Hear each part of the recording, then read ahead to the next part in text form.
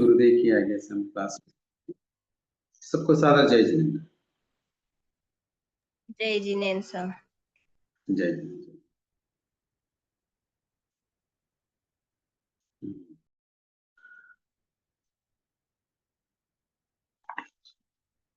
अपनी क्लास चल रही है श्रवणोपासक के 12 व्रत, जिसमें हमने कल दर्शन के संबंधित प्रतिज्ञा ली थी कि मैं संकेत को स्वीकार करता हूँ। कैसे स्वीकार करता हूँ, कल हमने इसके ऊपर डिस्कस किया है।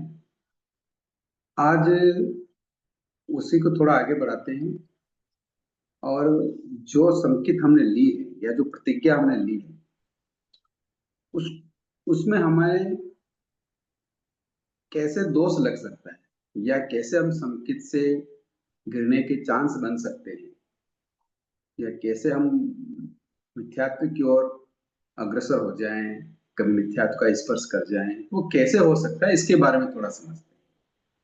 और उसकी सावधानी के लिए हम कौन से आधार रख सकते हैं, क्या लाचारी है हमारी, क्योंकि हम ग्रस्त जीवन में हैं, हमारे कई तरह की समस्याएं होती हैं, फिर भी भगवान ने हमें हमारे द्वारा की गई आराधना को धर्म बताया।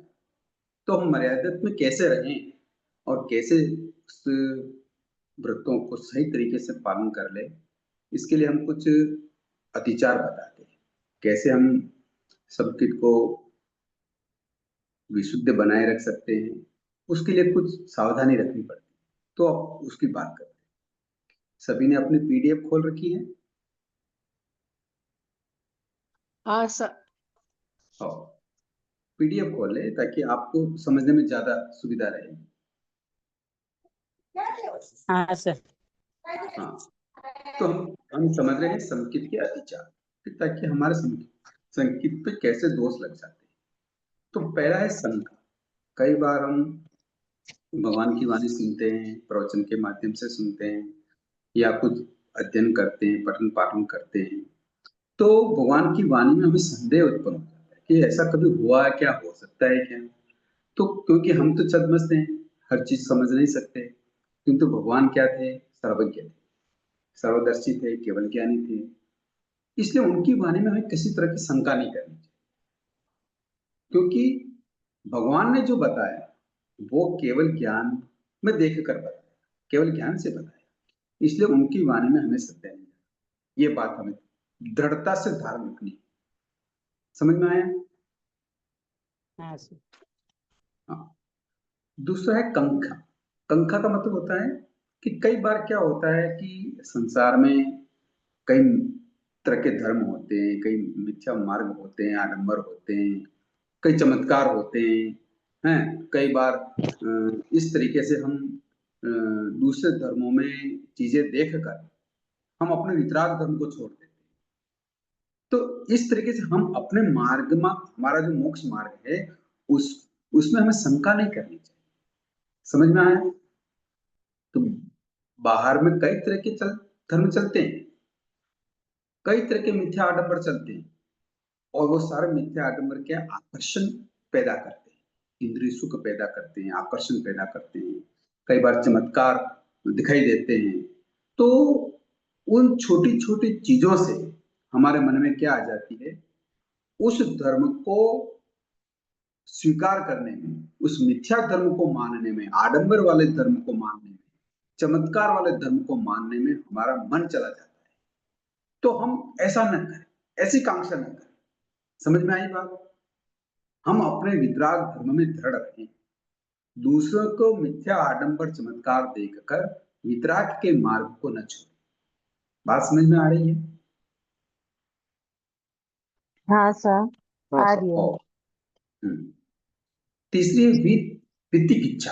ये प्राकृत वर्ड है वित्तिकिच्छा। वित्तिकिच्छा का मतलब होता है कि हम जो कार्य कर रहे हैं, हमारा हमारा जो भगवान ने मार्ग बताया, मोक्ष मार्ग, तो उसके अंदर हम जो क्रियाएं कर रहे हैं, जैसे सामायिक कर रहे हैं, माला फेर रहे हैं, या कोई तप कर रहे हैं, या कोई जाप कर रहे हैं, या कोई स्वाध्याय कर रहे हैं, या कोई संवर कर रहे हैं, ये सारे चीज करते हुए कुछ मुझे मिलेगा या नहीं, ऐसा संदेह न करना।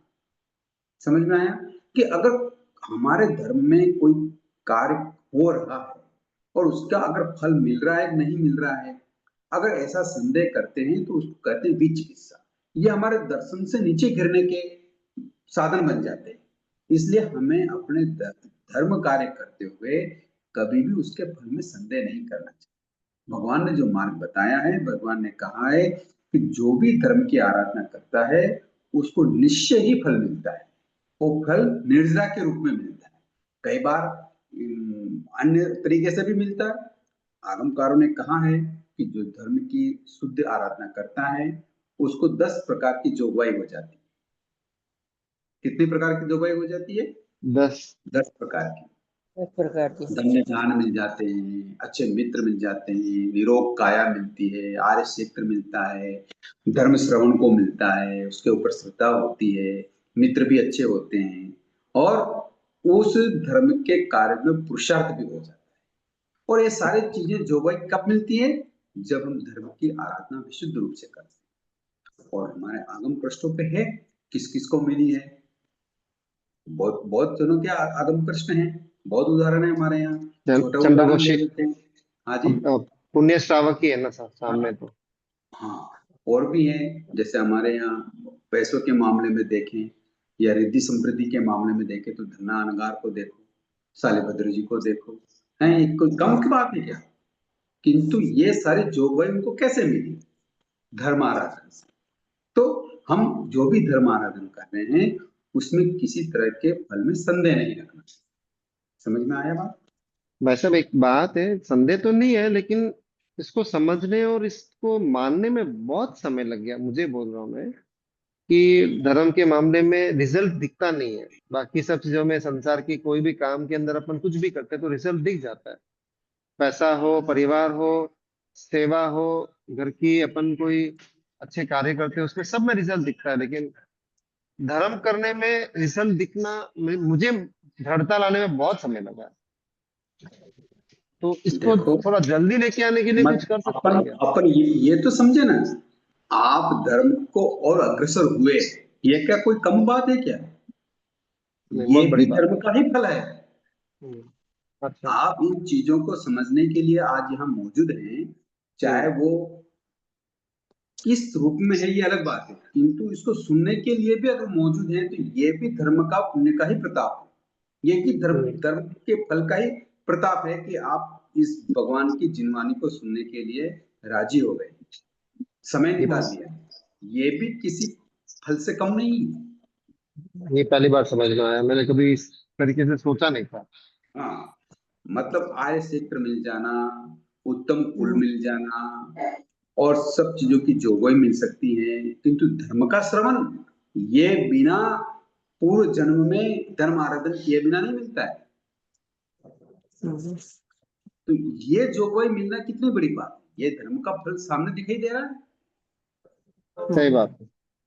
और यहाँ तक आगमकार कहते हैं कि उत्कृष्ट पुण्यवान वही होती है जो धर्म श्रवण की ओर ले जाए या जो धर्म श्रवण करवाते, जिनवानी श्रवण करवाते, वही उत्कृष्ट पुण्यवानी होती है।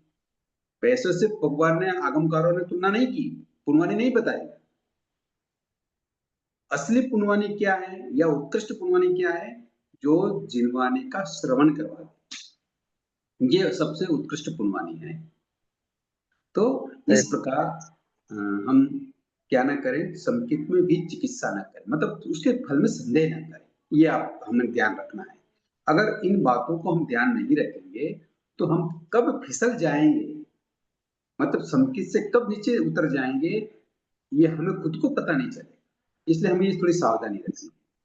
और एक कल जो बात हुई थी हमारी क्लास में, तो हम एक सेशन रखेंगे 15 मिनट का प्रश्न उत्तर। तो उसमें ही प्रश्न उत्तर करेंगे और अपना जो भी प्रश्न या डाउट्स या जिज्ञासा आ रही है उसको कलमबद्ध कर लें, अभी लिख लें। ठीक है, ताकि अपना जो बात चल रही है वो व्यवस्थित तरीके से चलती रहे। चौथा, प्रपाषण प्रशंसा। प्रपाषण प्रशंसा का मतलब होता है कि मिथ्या दृष्टियों में जो प्रभावना होती है। संसार में कई तरह के धर्म होते हैं, जैसे गणपति गई, अभी गणपति के त्योहार गए हैं, और अभी अभी नवरात्रि भी आने वाली है। कई बार शिव के समय आता है, क्या बोलते हैं वो, शिवालय में जाते हैं लोग, वहां जाता शिवरात्रि। है। हाँ, शिवरात्रि। शिवरात्रि। शिवरात्रि आती है। कई तरह के धर्म होते हैं। तो जो मिथ्या दृष्टियों की ये जो आडंबर दिखाई देता है, कई बार उसके श्रृंगार दिखाई देते हैं, कोई बहुत भक्त दिखाई देते हैं, कोई जुलूस दिखाई देते हैं, ये जो सारी चीजें दिखाई देती है। या कई बार ऐसा भी होता है कि हमारे यहाँ एक सांवलिया सेठ करके मंदिर है, तो लोग वहां जाते हैं, बहुत चढ़ावा देते हैं और अपने बिजनेस में उसको पार्टनर भी बनाते हैं। तो उनके कई बार बिजनेस सफल भी हो जाता है और वहां बहुत भीड़ होती है। तो इन सबको देखकर उसकी प्रशंसा नहीं करना, क्योंकि मिथ्यात्व ही संसार में फैला हुआ है। संकित तो बहुत इन्हें गिने लोगों के पास है। समझ में आ रही बातें? हर किसी को ये नहीं मिल सकती है। उत्कृष्ट गुणवाणी का योग होता है, तब जाके भगवान की जिनवाणी श्रवण करने का मौका मिलता है। तो हमें ऐसी उत्कृष्ट जिनवाणी श्रवण करने का मौका मिला है जो हमें मोक्ष मार्ग की ओर ले जाता है, यानी हमारे जन्म मरण से लगाकर कई तरह के दुखों से हमें मुक्त कर देता है। ऐसी जिनवाणी को छोड़कर हम मिथ्या दृष्टि की प्रभावना देखकर उसकी प्रशंसा न करें। समझ में आई बात? सही बात है। पांचवा लास्ट है प्रपासन शस्त्र। भगवान ने एक अच्छा रास्ता बताया कि हम जब बात को समझ गए हैं तो हम ऐसे व्यक्तियों से धर्म के मामले में परिचय न करें, उनसे धर्म के मामले में डिस्कस ना करें। कोई मिथ्या दृष्टि है, कोई क्या है, कोई किसको मानता है, कोई किसको मानता है, तो उन सभी से हमारा संपर्क तो रहता है। कोई बिजनेस के हिसाब से संपर्क रहता है, कई बार हम अड़ोसी पड़ोसी भी होते हैं तो उनसे संपर्क रहता है। कई ऐसे सोसाइटियों से, ऐसे क्लबों से हम जुड़े हुए हैं, ऐसे हम व्यक्तियों से जुड़े हुए हैं, तो उनसे उनसे उनके साथ उठना बैठना भी होता है। किंतु हम अंदर में जानते हैं कि जीवनी क्या है। तो हम ऐसे जो हमारे संपर्क में आने वाले, परिचय में आने वाले जो मिथ्या दृष्टि हैं, उनसे ज्यादा धर्म के मामले में न उलझे, उनसे बचे रहें, यानी उनसे अधिक परिचय न करें। इस तरह से हम संकित को दूषित होने से बचा सकते हैं और बचाना भी चाहिए। समझ में आई बात?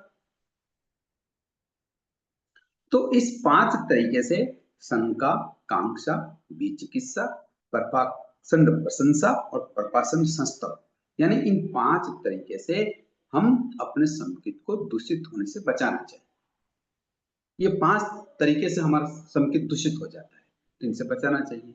किंतु अब कई बार हमारी बहुत मजबूरी होती है। कल भी कई तरह के प्रश्न उत्तर आए हमारे सामने, प्रश्नों के जवाब दिए हमने कि हम कैसे इसको करें। हमारे घर में कई तरह की समस्याएं हैं, कई तरह की चीजें हैं, कई तरह के देवी देवताएं हैं, कई तरह के मान्यताएं हैं, तो हम इसको कैसे सुरक्षित रखेंगे, इससे कैसे बचेंगे?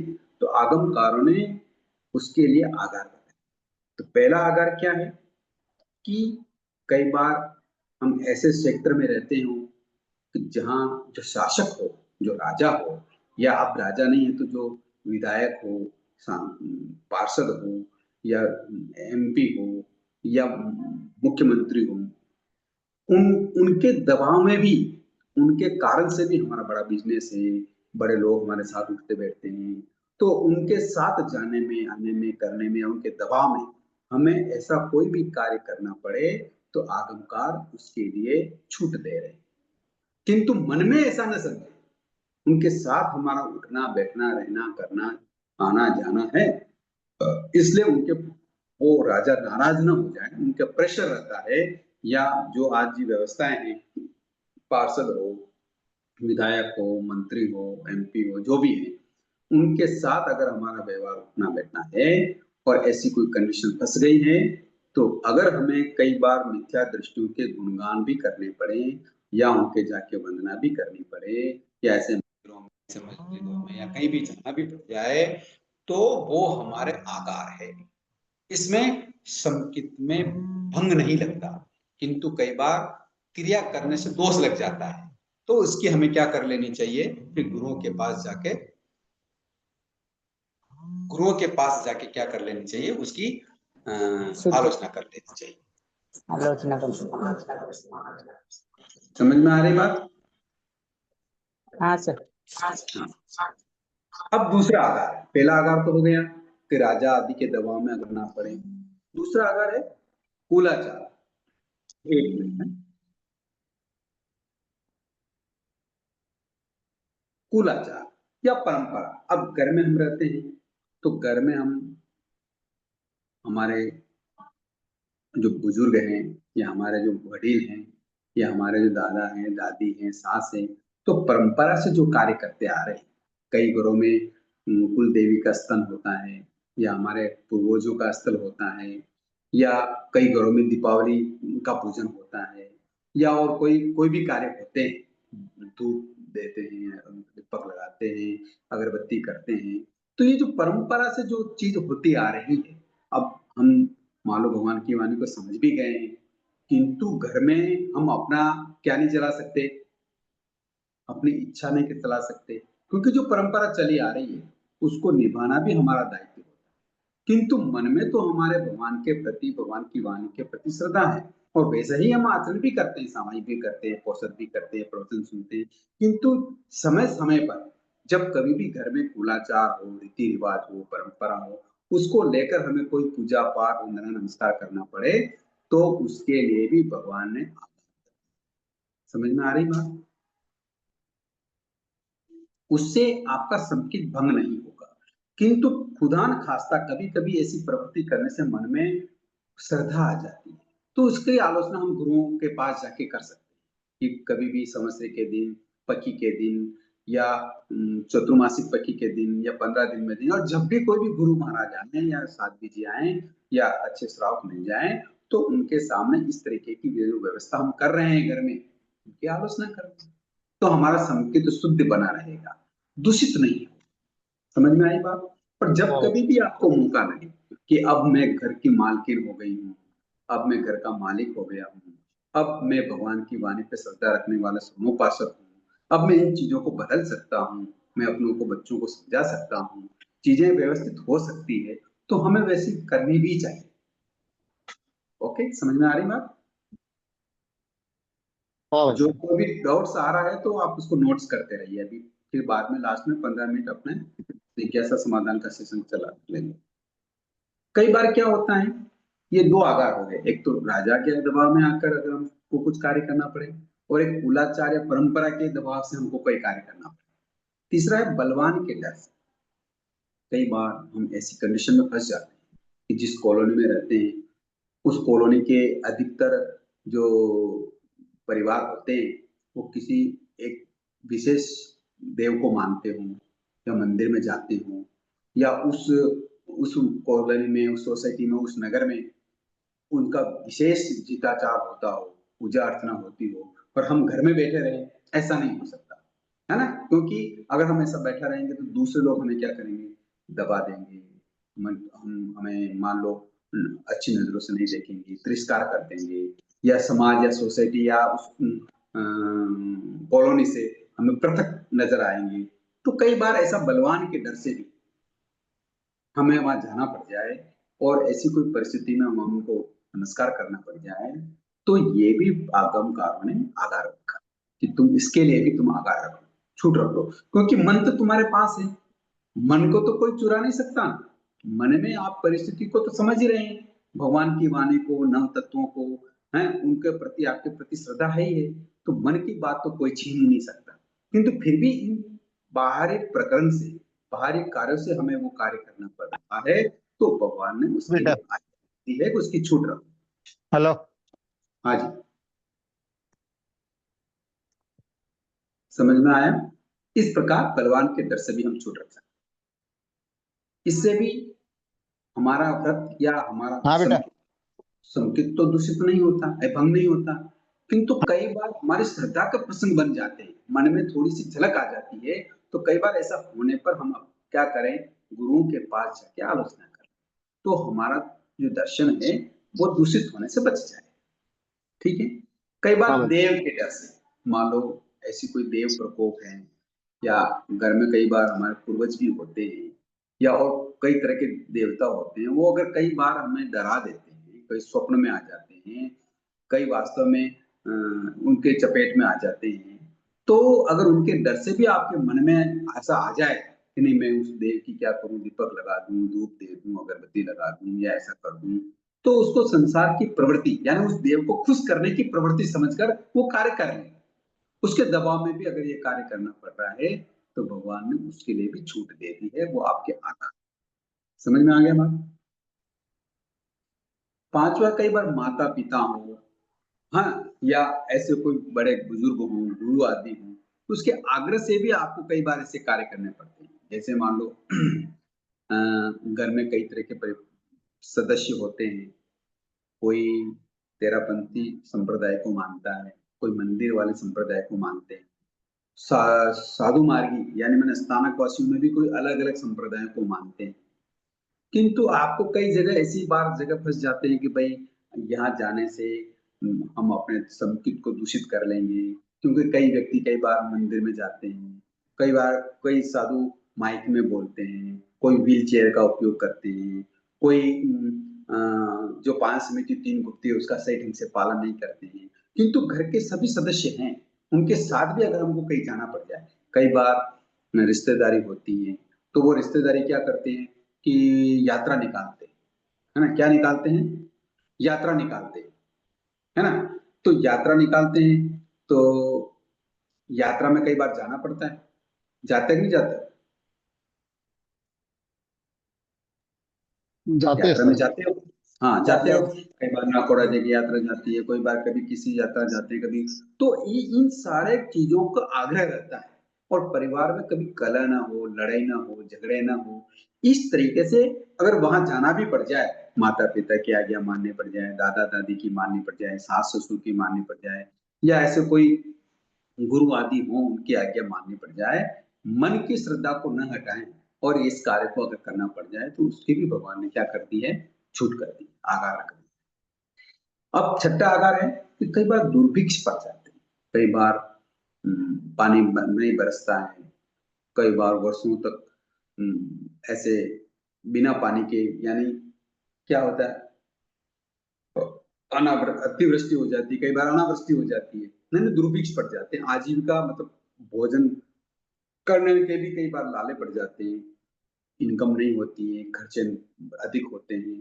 तो इसके कारण से भी कई बार अगर किसी देव को खुश करना पड़ जाए, कोई चीज़ माननी पड़ जाए, तो उसका भी भगवान ने क्या मान कर लिया है आपके लिए आधार रख लिया। ये सारे आधार किस लिए हैं कि हम कम से कम संकित से ना घिरें। कई बार दोष लग रहा है तो उसकी आलोचना कर रहे हैं, किंतु ये स्वैच्छिक नहीं है। समझ में आ रही बात? ये स्वैच्छिक नहीं, ये आधार किसी दबाव, प्रेशर और कषाय को रोकने के कारण है कि घर में कषाय हो जाए, लड़ाई हो जाए, झगड़े हो जाएँ, कुछ ऊँची-नीची बात हो जाए, तो उन सब से बचने के लिए ये सारे आधार हैं, स्वैच्छिक नहीं है। नॉर्मली अगर आप में हिम्मत हो, हमारे आचार्य उपासक दशांग सूत्र में देखिए, आनंद आदि श्रवणोपासक, कामदेव आदि श्रवणोपासक, महासूतक आदि को देव के प्रकोप आए, किंतु उन्होंने अपनी संकित को, अपने व्यक्ति को भंग नहीं किया। तो ऐसी दृढ़ता नहीं है हमारे पास तो कोई बात नहीं। इन आगारों सा का भी हम क्या कर सकते हैं? प्रयोग कर सकते हैं। अगर प्रयोग करते हुए मन में भगवान के प्रति, वाणी के प्रति श्रद्धा है, तो आपकी संकित भंग नहीं होगी। कदाचित दूषित हो जाए, दोष लग जाए, तो गुरुओं के पास जाकर उसकी आलोचना करें। समझ में आ गई बात? अच्छा, एक सवाल है भाई साहब, मैं बीच में कर रहा हूँ। हुँ, अनुष्ठान आजकल होते हैं, सभी साधु साथी, सभी नहीं, कुछ कहीं सुनने में आता अनुष्ठान है वहाँ पे। अभी कोशगरम का पाठ का जाप या अलग अलग पता नहीं क्या क्या करते हैं आजकल। वास्तु का हुआ था अभी यहाँ पे, कुछ हुआ था, तो ये अनुष्ठान वगैरह क्या है समझ नहीं आता। ये दूषित है या गुरु भगवान की बताई हुई बातें ही है, साधु संत के बता रहे हैं तो आगम से ही है, नहीं पता है। अब अनुष्ठान किस उद्देश्य से कर रहे हैं, ये हमें समझना चाहिए वो तभी पता ही कि नहीं चलता है, लोगों की भीड़ इकट्ठा करने के लिए आता है और हम लोग जाके बैठ जाते हैं। नहीं, नहीं, वो ठीक है। देखो अनुष्ठान कई बार काल सर्प योग के बारे में होते हैं, कई बार महामृत्युंजय योग होते हैं, ऐसे-ऐसे कई तरह से आजकल चल रहे हैं। हमारे समाज में भी हमारे गुरु वगैरह भी, महाराज वगैरह भी कराने लग गए हैं। किंतु ये सब चीज़ें क्या हैं? ये सब चीज़ें मिथ्यात्व की ओर ले जाने वाली हैं। इसमें आगार व छूट नहीं, ये स्वैच्छिक है। आप अगर नहीं जाएँगे तो कोई भी आपको घर से बाहर थोड़ी निकाल रहा है। ये तो आप संसार की प्रवृत्ति को बढ़ाने के लिए ये कार्य कर रहे हैं, तो ये तो स्वैच्छिक हो गई, ये तो दर्शन से गिरने वाली बात हो गई। लोक लिहाज के लिए जाते हैं और क्या नहीं नहीं, नया हो लोग रहा है वो देखने के लिए जा रहे हैं। ऐसा लोग लिहाज नहीं, लोग लिहाज के और भगवान ने छह छह जगह की आज्ञा दी है, इन छह कहाँ कहाँ जगह पे, से सातों जगह नहीं बताया। कहाँ कहाँ पे भाई साहब लोक लिहाज?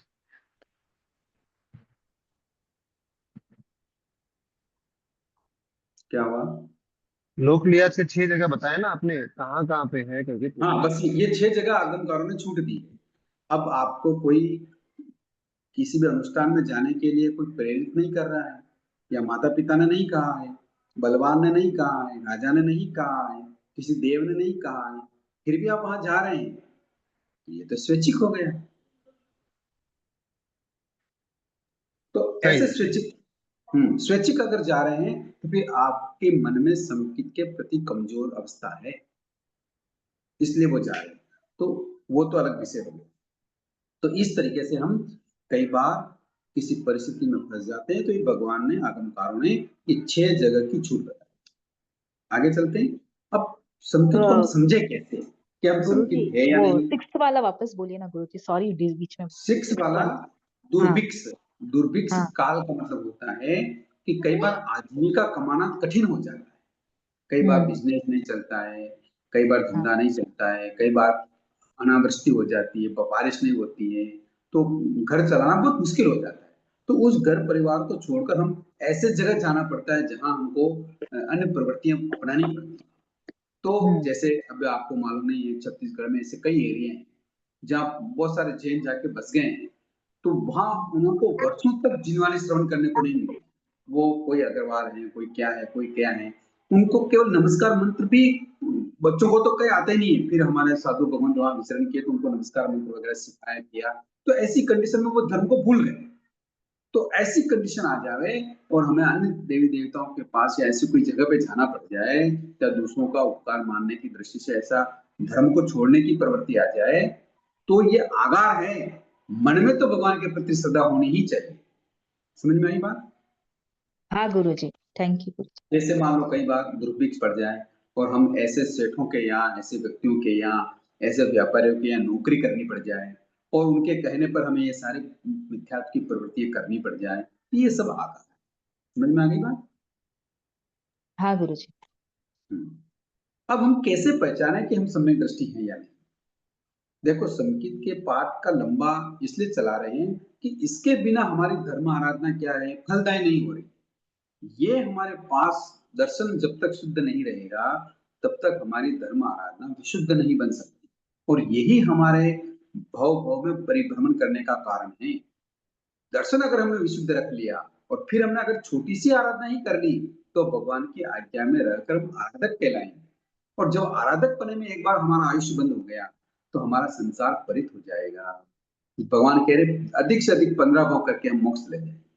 तो हम अपने दर्शन को विशुद्ध रखें। इसीलिए मैं इस पर जोर दे रहा हूं कि हम इन व्यवस्थाओं को समझें कि आगमकारों ने हमारे सामने क्या व्यवस्थाएं बनाई हैं और कैसे हमको पालन करते हुए आगे बढ़ना है। तो अब हम संकेतधारी है या नहीं, इसके भगवान ने व्यवहारिक लक्षण बताए। निश्चय लक्षण तो केवल ही जान सकता है, किंतु व्यवहारिक लक्षण भी बताए। भगवान ने ये बताया कि जो व्यक्ति अनंतानुबंधी कषाय नहीं करता, कषाय का मतलब क्रोध, मान, माया और लोभ, ये चार तरह की कषाय है, वो अनंतानुबंधी वाली नहीं होनी चाहिए। अनंतानुबंधी वाली का मतलब, जैसे मान लो किसी के साथ हमारा झगड़ा हो गया, क्रोध आ गया, या किसी व्यक्ति के कारण या किसी वस्तु के कारण या किसी परिप्रसंगवश में मान आ गया, या हम किसी व्यक्ति के साथ हमने माया कर ली, या लोभ इतना बढ़ गया, तो वो अनंतानुबंधी वाली नहीं होनी चाहिए। जैसे क्रोध की संज्ञा दी भगवान ने कि जैसे पर्वत में दरार, जैसे मानो पर्वत में अगर कोई दरार पड़ जाए तो वो कभी भरती नहीं, दिखाई नहीं देती। इसी प्रकार हमारे मन में अगर किसी के प्रति क्रोध हो और वो साल भर तक खींच जाए, ऐसा हमें नहीं करना है। हमें जल्दी से जल्दी उस क्रोध का क्षमन कर देना, यानी मैंने कल बताया, क्षमा धारण कर लेनी चाहिए, या मन से क्षमा मांग लेनी चाहिए, और जो गलती हुई है उसको स्वीकार कर लेना चाहिए। तो इस प्रकार जिसके मन में अनंतानुबंधी कषाय नहीं होती, चाहे वो क्रोध हो, मान हो, माया हो या लोभ हो, तो वो व्यक्ति सम्यक दृष्टि वाला होता है।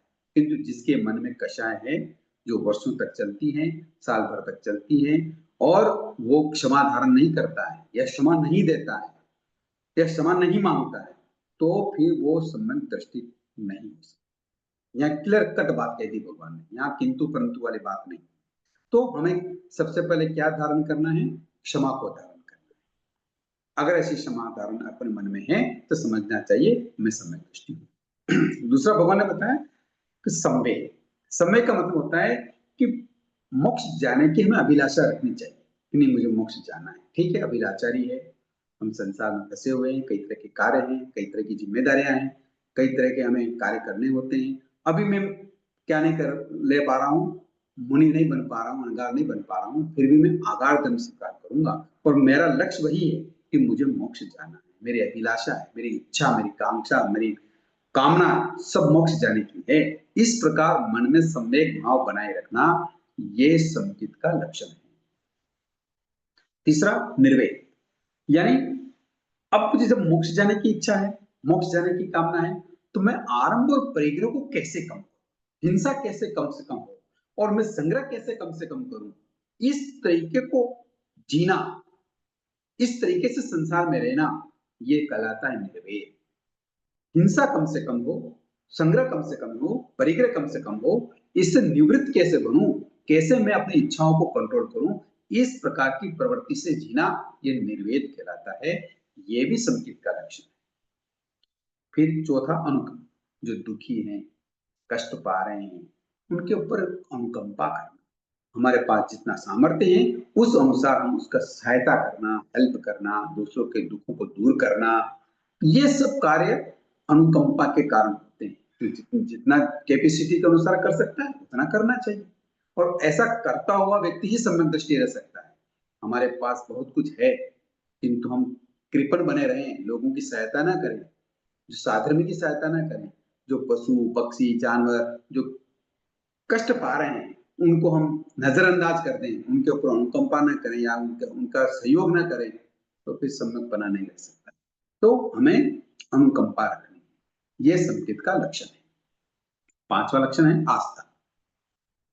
इतने सारे चीजें होने के बाद वो जीन वाणी पर श्रद्धा रखता है, यानी वो कषाय को भी कम रखता है, पतला करता है, वो वैराग्य भाव भी रखता है, यानी मोक्ष जाने की इच्छा रखता है, वो आरंभ परिग्रह को भी कम करता है, इच्छा कम बनाता है, संसार की प्रवृत्तियों में कम उलझता है, और जीवों को देखकर दुखी भी होता है, उनकी सहायता भी करता है।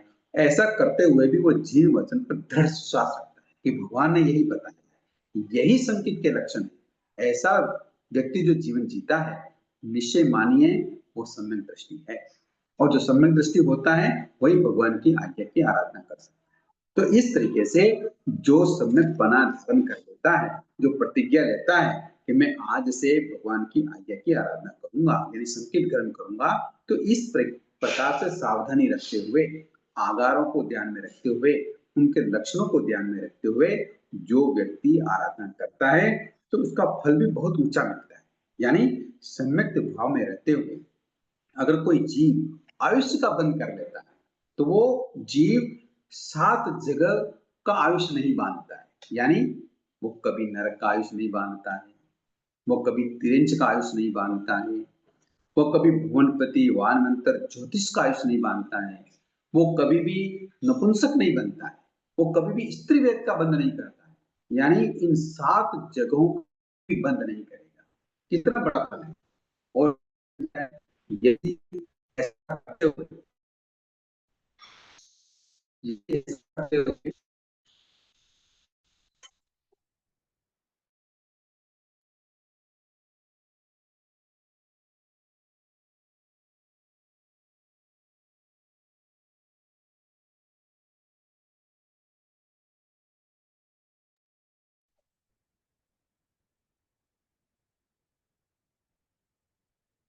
क्या पढ़ाई हो गई?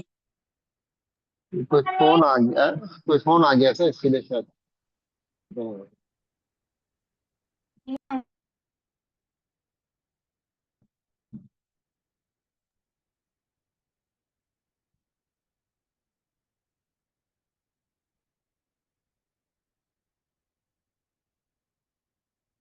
रही है मेरी?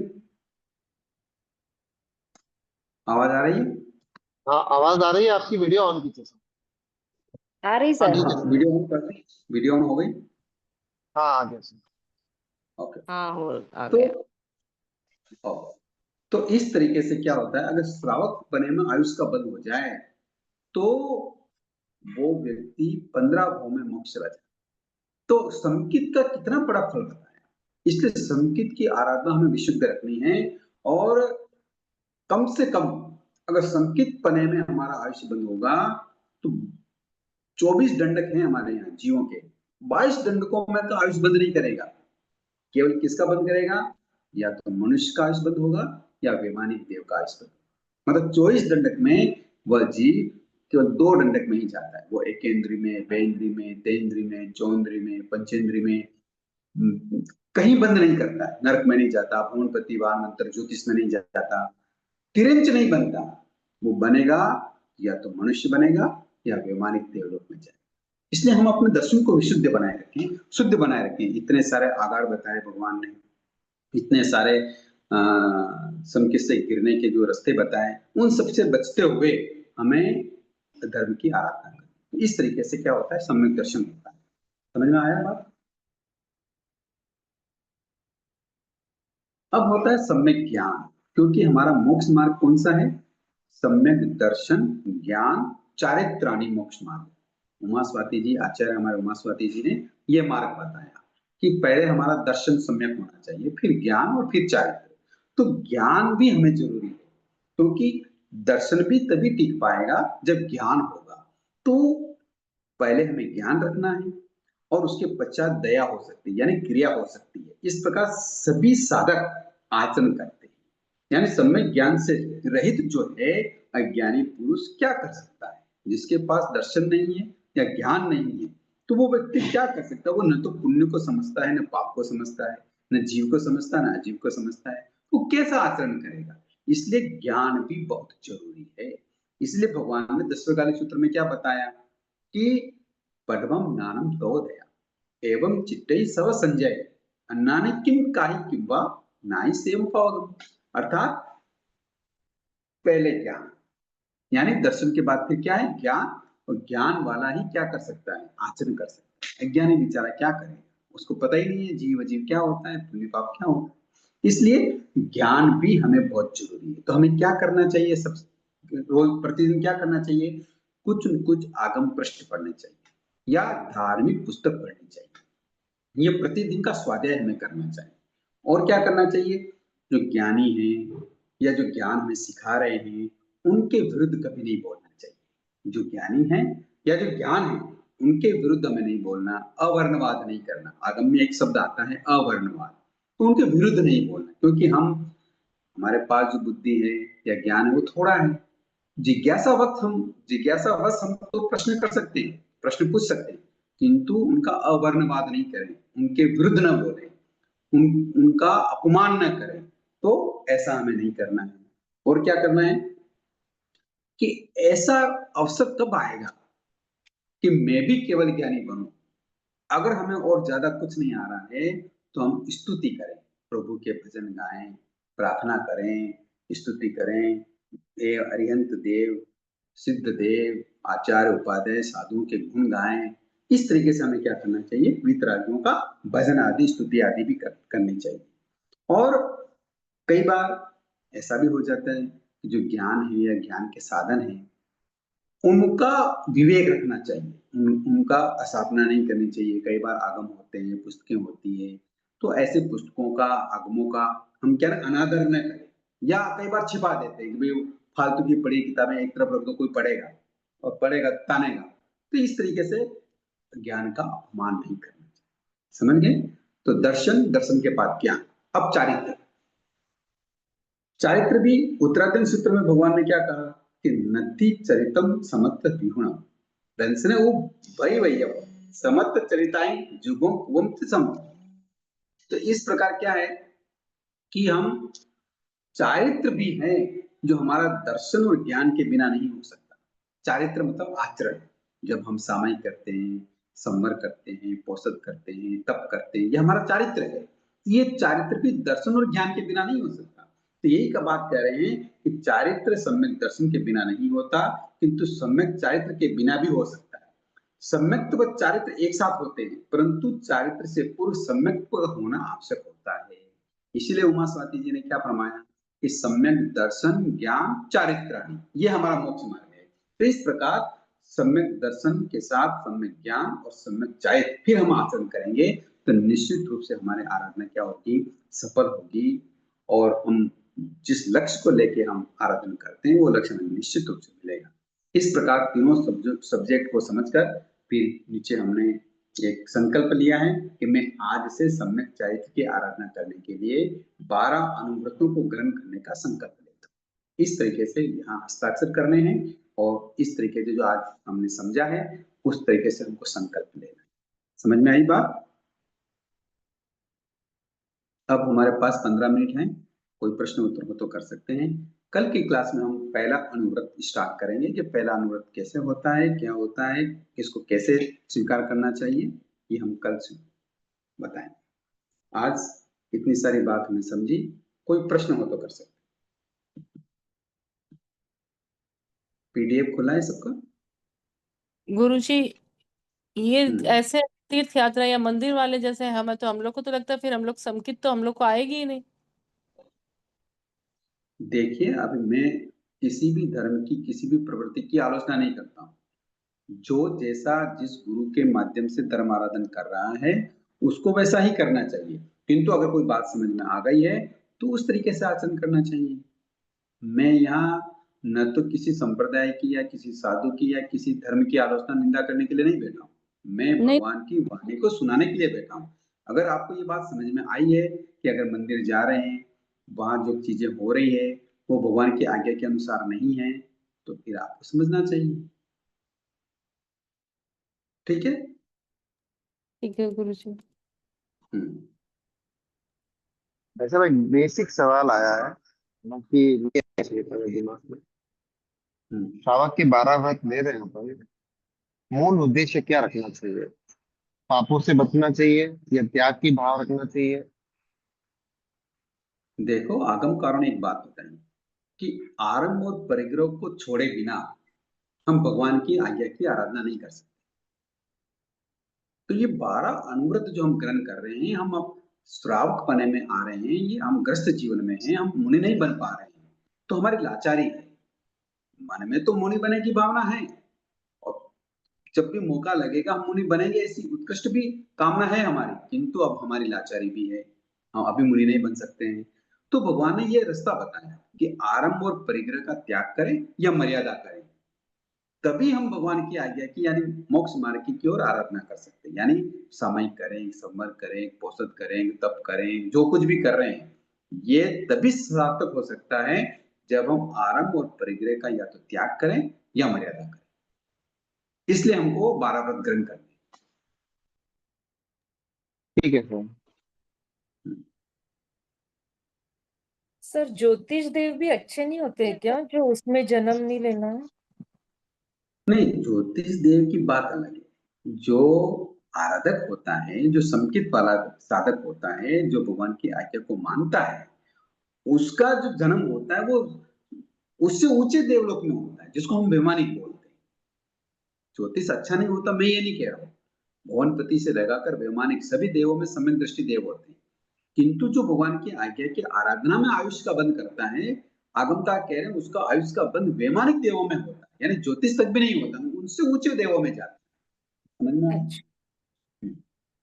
सर, और मोक्ष की कामना न करके मनुष्य भव की कामना कर सकते? नहीं, हमारे यहाँ जो भी धर्म की आराधना होती है वो अव्ययवाद सुखों के लिए होती है, और अव्ययवाद जो सुख होता है वो मोक्ष में ही प्राप्त होता है, निर्वाण से ही मिलता है। इसलिए मनुष्य की कामना कर रहे हैं तो ये तो संसार की कामना हो गई, यानी इंद्रिय सुखों के लिए काम कर रहे हैं, वो ऐसा नहीं होता है, वो कामना नहीं अच्छा करना। हम्म। अच्छा। अच्छा गुरुजी, जो आपने बताया संगीत के आगार में कि हम्म। कुलाचार और परंपरा के दबाव से जो भी हम करते हैं तो उसमें संगीत भंग नहीं होता। तो जो हम हम्म। लोग कुल देवी की आराधना करते हैं, हम लोग वो डेली तो नहीं करते, लेकिन जब नवरात्रि होती है तो नौरता जी बैठाना है, उठाना है, तो वो सब करना है, तो उसमें मतलब कि वो परंपरा के अनुसार अगर कर रहे हैं तो वो उसको करते जाएं या छोड़ सकते हैं? मैंने आपको निवेदन किया था कि अगर आपका वश चल रहा है, आप घर में बड़े हैं, बुजुर्ग हैं या आप सास बन गए हैं, अब आपके ऊपर कोई भी नहीं है और भगवान की वाणी को आप समझते हैं, तो इस परंपरा को बंद भी कर सकते हैं।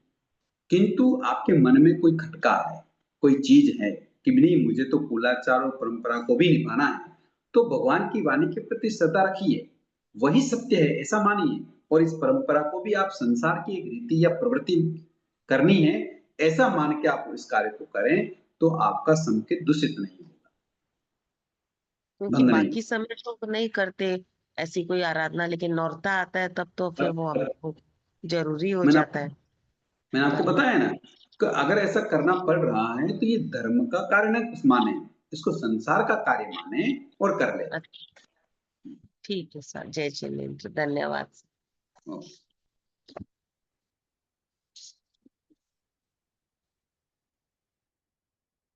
और कोई प्रश्न है?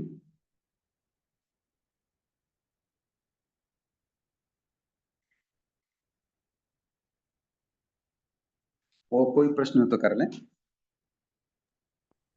जय जिनेन्द्र, वही वो बोले ना कि मनुष्य जन्म का सोच सकते हैं ना, मोक्ष की अभिलाषा नहीं रखे तो, क्योंकि हमें लगता है कि हमें मोक्ष मिलेगा क्या, इसलिए अगला जन्म मनुष्य तो आना ना, ऐसे सोच सकते हैं क्या?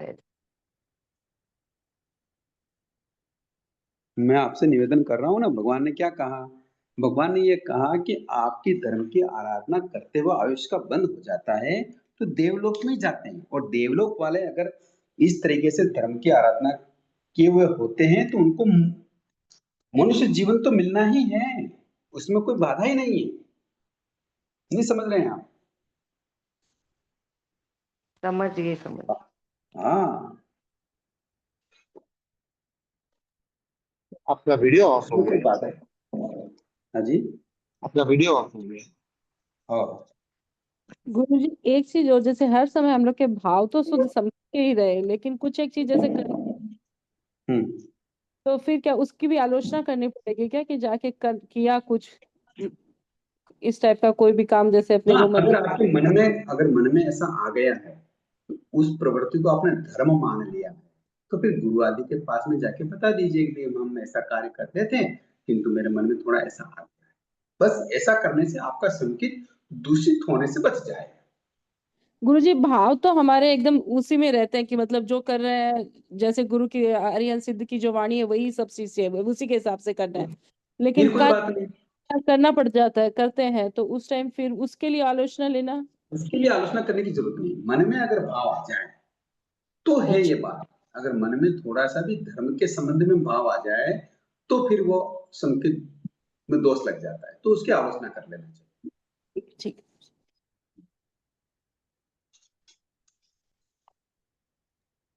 क्वेश्चन तो नहीं है, मेरा ऑब्जर्वेशन है। मनोज भैया ने बात बोली कि इसका जो एप्रिसिएशन अपने को दिखता नहीं है प्रवृत्ति का, बाकी दूसरे चीज में, परिवार में, पैसे में, उसमें जो अपन एक्टिविटी करते हैं उसका रिजल्ट अपने को जल्दी दिखता है। उसके बारे में आपने बोला कि धर्म के प्रति या जिनवाणी श्रवण के प्रति जो अपना रुचि है, ये भी एक बहुत बड़ा अचीवमेंट है। ये धर्म का ही फल है। मैं आपको कह जी रहा हाँ। हूँ, मान लो कोई व्यक्ति निरोग है, जी जिसको कोई बीमारी नहीं है, जी। और किसी व्यक्ति को बीमारी है, ये किससे हुआ? ये सब पुण्यवाणी से, क्या बोलते हैं, धर्म के प्रताप से। तो ये मान रहे हैं ना अपन, तो फिर फल जी के हाँ जी। फल में संदेह रखना ये कैसे हो सकता है? राइट। फिर धर्म की प्रवृत्ति करते हुए उसके फल में संदेह रखना, ये तो फिर दर्शन से गिरने जैसा हो गया। बराबर बराबर। और इसी में मेरा कहना है कि अपन स्वाध्याय करते हैं, जिनवाणी श्रवण करते हैं, उसके लिए जो अपन टाइम देते हैं, मान लो 2 घंटे भी या 1 घंटा भी अपन 24 घंटे में इस प्रवृत्ति के लिए एक्स्ट्रा अपन स्पेंड करते हैं, कम से कम उस वक्त में तो अपन कसाई को अवॉइड कर पाएंगे, कर्म बंधन को अवॉइड कर पाएंगे, वो भी एक बेनिफिट ही है। बिल्कुल है ना? और अपने को जो सेटिस्फेक्शन होता है धार्मिक प्रवृत्ति से और एक्टिविटी से, वो संतोष भी बहुत क्या बोलते हैं, पार्ट ऑफ आवर गेन है, इम्पोर्टेंट पार्ट, इम्पोर्टेंट गेन है, अचीवमेंट है। ये हमारे पास दर्शन है तभी ऐसा हो रहा है। जी हाँ, इसके पास भगवान की वाणी पे श्रद्धा नहीं होती, यानी दर्शन शुद्ध नहीं होता, उसके मन में ऐसे भाव आते ही नहीं। राइट। सर अभी की जो जनरेशन है वो लोग लॉजिक और प्रूफ मांगती है कोई भी चीज का। तो अगर उनके संदेह को दूर करना है तो बहुत बार ऐसा होता है कि हम खुद निरुत्तर हो जाते हैं, क्योंकि इतना ज्यादा ज्ञान अभी तक कोई चीज से आया नहीं है। अब जैसे परसों 10th के एक स्टूडेंट ने पूछा कि मतलब जैसे अभी मोबाइल तो उस वक्त थे नहीं, तो भगवान ने कौन से शब्दों में, मतलब केवल ज्ञानी होने के नाते कौन से शब्दों में लिखा कि मतलब ये यूज नहीं करना या यूज करो तो हिंसा होती है। देखो मोबाइल के लिए भी एक शब्द आया है, हमको हाँ, तो मैं वो जानकारी नहीं है। कौन सा आगम स्टार्ट अरे करूं आगम मतलब। नहीं है, सुनिए सुनिए सुनिए सुनिए, भगवान ने एक शब्द का यूज किया है, छाया। क्या शब्द अच्छा, यूज किया है? छाया। छाया। मोबाइल टीवी ये क्या है? हम्म। ये छाया है कि नहीं? अच्छा। मोबाइल में आपको कोई दिख रहा है तो वो प्रत्यक्ष है क्या वहां? नहीं है। वो उसके क्या है, परछाई है, छाया है कि नहीं है? जी। तो ये भगवान ने ये बताया, और ये छाया से भी अशुभ कर्मों के बंद होते, ये भी बताया। तो अगर हमको पूरी जानकारी नहीं है, इसलिए हम प्रश्नों के जवाब नहीं दे पाते हैं, एक बात। ओके। दूसरा, हमको ऐसा नहीं सोचना चाहिए कि हम आज की जनरेशन को कैसे समझाएं, ऐसा नहीं सोचना चाहिए। हमें यह समझना चाहिए कि मैं कैसे समझूं। समझ में आ रही बात मेरी? जी। हम दूसरों को नहीं समझा सकते, भगवान की वाणी को वही सुनेगा, वही समझेगा, वही श्रद्धा करेगा जिसके कर्म क्या हो गए हैं, हल्के हो गए, जो निकट भवी हैं, जो कुछ भव करके मोक्ष जाने की योग्यता रखता है, वही व्यक्ति भगवान की वाणी को सुनेगा, समझेगा, श्रद्धा करेगा और आचरण करेगा। इसलिए हमें दूसरों की कतई परवाह नहीं करनी चाहिए, हमें खुद की परवाह करनी चाहिए कि मैंने भगवान की वाणी को कैसे समझा है या कैसे समझ रही हूं, और कैसे उसके ऊपर श्रद्धा रखते हुए आचरण करना है, ये हमें कार्य करना है। ओके। जी सर। हाँ, अन्यथा तो हमारे कई श्रवणोपासक हैं ऐसे, जिनके घर में ही भगवान की वाणी को नहीं समझा जाता था, किंतु वो खुद समझते थे, खुद आचरण करते थे, और खुद एकाभवतारी हो गए। अपने घर वालों को नहीं बना पाए, किंतु खुद क्या बन गए, एकाभवतारी बन गए। और कई ऐसे हैं जो मोक्ष चले गए। इसलिए हमें आज की जनरेशन क्या कर रही है और कैसे उनको सुधारना है, इसकी बजाय हमें खुद कैसे समझना है और कैसे आगे बढ़ना है, इस पे ज्यादा ध्यान देना। ओके। जी सर, अगर तो मुझे आगम कोई चालू करना है, मतलब अभी तो किस आगम से चालू करना चाहिए? अब उपासक दशांश सूत्र पढ़े। अच्छा, जय धन्यवाद। जिनेन्द्र सर।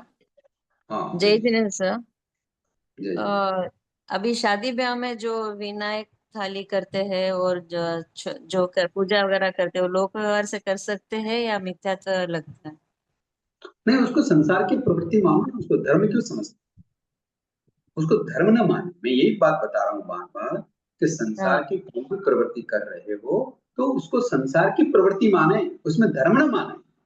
आप जो कुछ भी विनायक बैठा रहे हो या किसी के सामने दीपक अगरबत्ती जो कुछ भी कर रहे हो, वो संसार का कार्य माने, जी सर। उसको धर्म न माने। तो भाई ऐसा करते हुए मैं मोक्ष चली जाऊंगी, ऐसा ना माने। अगर ऐसा मानते हैं तो फिर मिथ्या लगेगा।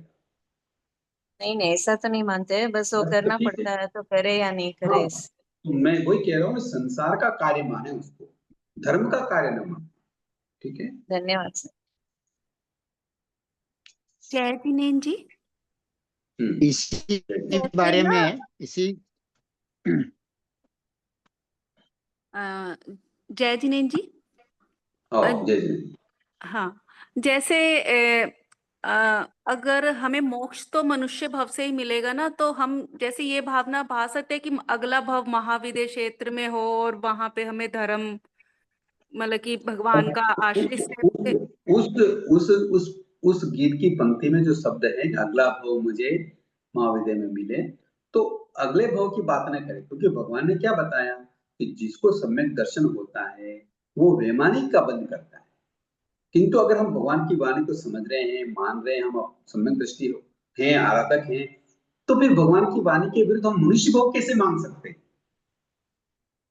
भगवान ने क्या बताया कि जो सम्यक दृष्टि होते हैं, जो भगवान की आज्ञा की आराधना करते हैं, श्रद्धा रखते हैं, ऐसे जो साधक हैं उनका अगला भाव वैमानिक देव का होता है, वहां से फिर वो मनुष्य बनते हैं। समझ में आई बात? हाँ जी, हाँ जी। अगर हम डायरेक्ट अगला भाव अगर मनुष्य का मांग रहे हैं तो ये भगवान की वाणी के विरुद्ध बात हुई कि नहीं हुई? ठीक है, हाँ जी, मतलब कि हमें ऐसे भाव नहीं भाना चाहिए। हाँ, मोक्ष की अभिलाषा तो करनी चाहिए, लेकिन ऐसे मतलब कि अरे मोक्ष की अभिलाषा कर रहे हैं इसका मतलब सीधा संबंध है कि मनुष्य बनेंगे। मनुष्य बने बिना मोक्ष जा सकते हैं क्या कोई?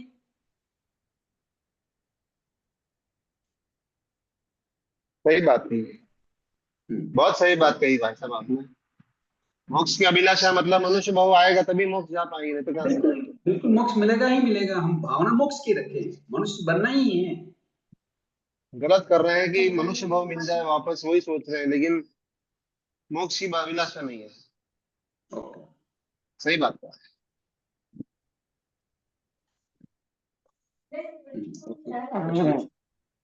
जय जय।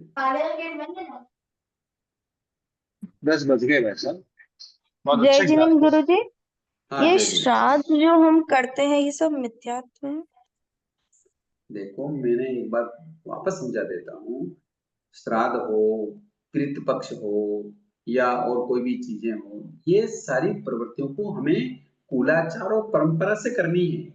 मतलब उसको संसार समझ के करना है, संसार की प्रवृत्ति मान के करना है, मोक्ष मान के नहीं करना है। अगर उसको धर्म मान के या मोक्ष की प्रवृत्ति मान के करेंगे तो फिर मिथ्यात्व का स्पर्श होगा। जय जिनेन्द्र सा। जय जी। सम्यक तो और सम्यक दृष्टि दोनों में क्या फर्क है? कोई फर्क नहीं है, एक ही है, मतलब जिसको सम्यक है वही सम्यक दृष्टि जीव हो गया। हाँ, ठीक है सर, धन्यवाद सर। ओके।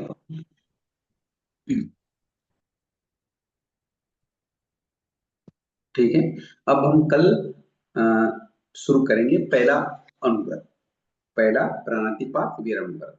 इसको कैसे ग्रहण करना है, इसमें क्या क्या सावधानियां रखनी है, इस तरीके से हम कल क्लास में प्राणातिपात विरम व्रत के बारे में चर्चा करेंगे। ठीक है, जय जय। जय आभार। जय जय, आभार गुरु जी। जय जिनेन्द्र, बहुत बहुत आभार।